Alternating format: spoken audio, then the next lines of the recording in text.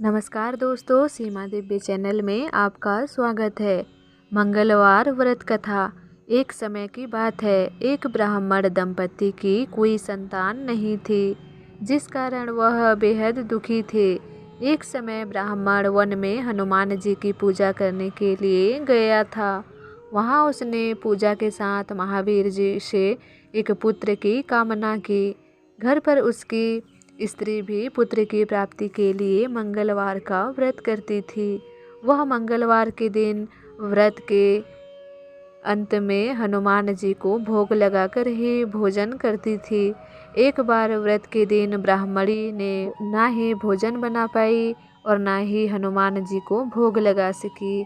उसने प्रण किया कि वह अगले मंगलवार को हनुमान जी को भोग लगाकर ही भोजन करेगी। वह भूखी प्यासी 6 दिन तक पड़ी रही। मंगलवार के दिन वह बेहोश हो गई। हनुमान जी उसकी निष्ठा और लगन को देखकर प्रसन्न हुए। उन्होंने आशीर्वाद स्वरूप ब्राह्मणी को एक पुत्र दिया और कहा कि यह तुम्हारी बहुत सेवा करेगा। बालक को पाकर ब्राह्मणी अति प्रसन्न हुई। उसने बालक का नाम मंगल रखा।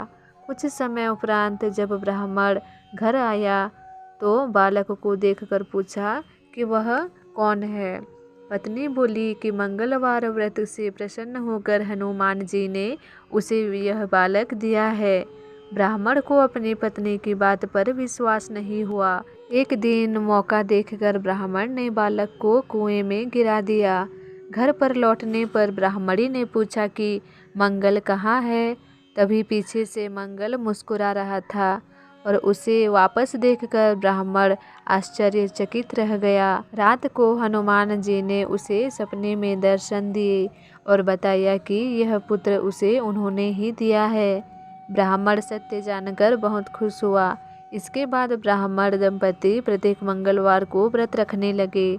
जो मनुष्य मंगलवार व्रत कथा को पढ़ता या सुनता है और नियम से व्रत रखता है, उसे हनुमान जी की कृपा से सब कष्ट दूर होकर सर्व सुख प्राप्त होता है और हनुमान जी की दया के पात्र बनते हैं। श्री हनुमंत लाल की पूजा आराधना में हनुमान चालीसा, बजरंग बाण और संकट मोचन अष्टक का पाठ बहुत ही प्रमुख माने जाते हैं। क्या महिलाएं कर सकती है यह व्रत? और हनुमान जी तो ब्रह्मचारी थे। मंगलवार को क्या महिलाएं हनुमान चालीसा का पाठ कर सकती हैं? यह महिलाओं के मन में हनुमान जी की पूजा को लेकर अक्सर मन में संदेह बना रहता है। इसका जवाब मैं इस वीडियो में देना चाहूँगी। महिलाएं मंगलवार व्रत कथा सुने कि नहीं और व्रत करे कि नहीं? इन सवालों के जवाब यह है कि पुराणों में बताया गया है कि महिलाएं भी बजरंगबली की पूजा कर सकती हैं और व्रत रख सकती हैं। किसी ग्रंथ में यह नहीं लिखा है कि महिलाओं को हनुमान जी की पूजा नहीं करना चाहिए। बस महिलाओं द्वारा हनुमान जी को लाल वस्त्र या फिर चोला नहीं चढ़ाया जाना चाहिए, क्योंकि वह आजीवन ब्रह्मचारी थे। अगर आप भी शुरू करना चाहते हैं मंगलवार का व्रत, तो पहले इन बातों को जान लीजिए। मंगलवार व्रत को लेकर ऐसी मान्यता है कि यह बल, साहस, सम्मान और पुरुषार्थ को बढ़ाने वाला माना जाता है। इस व्रत को करने से हनुमान जी प्रसन्न होकर हमारे जीवन के सभी संकटों को दूर करते हैं। साथ ही यह भी माना जाता है कि इस व्रत को करने से हम सभी प्रकार की बुरी शक्तियों और नेगेटिव एनर्जी से दूर रहते हैं। कभी सोचा है आपने कि हनुमान जी की व्रत मंगल को ही क्यों किया जाता है? आज हम आपको बता रहे हैं कि किस वजह से हनुमान जी की पूजा मंगलवार को ही की जाती है। मंगलवार क्यों माना जाता है बजरंगबली का दिन? पौराणिक मान्यताओं के अनुसार और स्कंद पुराण में बताए गए प्रसंग के अनुसार मंगलवार को बजरंगबली का जन्म हुआ था। इस वजह से ही उनकी पूजा के लिए यह दिन समर्पित होता है और उनका व्रत करने से जीवन से सभी प्रकार के कष्ट और संकट दूर होते हैं। इसी वजह से हनुमान जी को संकट मोचन के नाम से भी जाना जाता है। साथ ही यह भी माना जाता है कि मंगल ग्रह का संबंध भी हनुमान जी से होता है। तो इस व्रत से भी मंगलवार को हनुमान जी की पूजा की जाती है। इस दिन उपवास करें और सुंदरकांड का पाठ करें। करने से मंगलवार के अशुभ प्रभाव भी दूर होते हैं। मंगलवार के व्रत में करें यह नियमों का पालन। पहला नियम, मंगलवार के व्रत में सबसे ज़्यादा ध्यान पवित्रता का रखा जाता है। दूसरा नियम, पूजा के वक्त मन को इधर उधर ना भटकने दे, शांत मन से ही प्रभु का ध्यान करें। तीसरा नियम, मंगलवार के दिन व्रत रखते हैं तो नमक का सेवन ना करें। इसके साथ ही अगर किसी मीठी वस्तु का दान करते हैं तो उसे स्वयं ग्रहण ना करें। मंगलवार के व्रत में भूलकर भी काले या सफ़ेद वस्त्र पहनकर हनुमान जी की पूजा ना करें। इस दिन लाल कपड़े पहनना सबसे अच्छा होता है। व्रत रखने वाले व्रती को दिन भर में केवल एक बार ही भोजन करना चाहिए। गोस्वामी तुलसीदास की भी हनुमंत जी से भेंट। गोस्वामी तुलसीदास जी द्वारा श्री हनुमान जी के दर्शन। गोस्वामी जी काशी में प्रहलाद घाट पर प्रतिदिन वाल्मीकि रामायण की कथा सुनने जाया करते थे। एक दिन वहाँ एक विचित्र घटना घटी। तुलसीदास जी प्रतिदिन शौच होने जंगल में जाते थे। लौटते समय जो अवशेष जल होता उसे एक पीपल के वृक्ष के नीचे गिरा देते। इस पीपल पर एक प्रेत रहता था। उस जल से उस प्रेत की प्यास मिट जाती। जब प्रेत को मालूम हुआ कि ये महात्मा है, तब एक दिन प्रत्यक्ष होकर उसने कहा कि तुम्हारी जो इच्छा है कहो, मैं पूर्ण करूँगा। तुलसीदास जी ने कहा कि मैं भगवान श्री राम के दर्शन करना चाहता हूँ।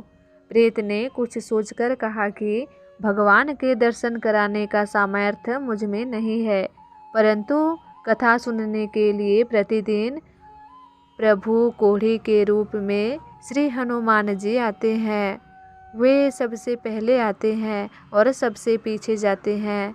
समय देखकर उनके चरण पकड़ लेना और हठ करके भगवान का दर्शन कराने को कहना। तुलसीदास जी ने वैसा ही किया। श्री हनुमान जी ने कहा कि तुम्हें चित्रकूट में भगवान दर्शन होंगे। उसके पश्चात तुलसीदास जी चित्रकूट की यात्रा के लिए निकल गए।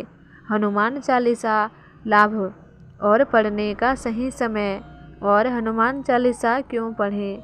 हनुमान चालीसा प्रभु हनुमान को समर्पित एवं भक्ति भजन है। हनुमान चालीसा पढ़ने के लाभ और पढ़ने का सही समय क्यों पढ़ें? हनुमान चालीसा प्रभु हनुमान को समर्पित है एवं भक्ति भजन है। माना जाता है कि हर रोज़ हनुमान चालीसा का पाठ करने से कई फायदे होते हैं। प्रभु हनुमान सबसे पूजनीय हिंदू देवताओं में से एक हैं। प्रभु हनुमान को उनके साहस और शक्ति के लिए लाखों लोग पूजते हैं। प्रभु हनुमान को बजरंगबली के नाम से भी जाना जाता है, जिन्हें अमर माना जाता है। ऐसा माना जाता है कि तुलसीदास ने हनुमान चालीसा को अपनी जेल से गाया था, जहां उन्हें 40 दिनों तक रखा गया था और उन्होंने 40 पदों का पाठ किया था। यदि आप प्रभु हनुमान जी के भक्त हैं तो उनका आशीर्वाद लेने के लिए आपको हनुमान चालीसा का पाठ अवश्य करना चाहिए। कहा जाता है कि हनुमान चालीसा के इन 40 पदों का प्रतिदिन जाप करने से कुछ आश्चर्यजनक लाभ होते हैं। हनुमान चालीसा को पढ़ने का सबसे अच्छा समय क्या है? हनुमान चालीसा का पाठ सुबह या शाम के समय किया जा सकता है। सुबह स्नान करें और फिर हनुमान चालीसा का पाठ करें। यदि आप इसे शाम को पढ़ना चाहते हैं तो सुनिश्चित करें कि आप अपने हाथ और पैर ठीक से धो लें। ऐसा इसीलिए कि क्योंकि ऐसा माना जाता है कि जब कोई व्यक्ति हनुमान चालीसा का पाठ करता है तो प्रभु हनुमान उनकी सभी समस्याओं का समाधान करने के लिए आते हैं। हनुमान चालीसा पढ़ने के फायदे। अगर आपको बुरे सपने आते हैं तो हनुमान चालीसा का पाठ आपके लिए फायदेमंद है। प्रभु हनुमान इन बुराइयों और आत्माओं से छुटकारा पाने में मदद करते हैं और आप आगे एक सहज जीवन जीने में सक्षम होंगे। हर सुबह हनुमान चालीसा का पाठ करने से आपका तनाव दूर होता है। यह आपको पूरे दिन खुश रहने में मदद करता है।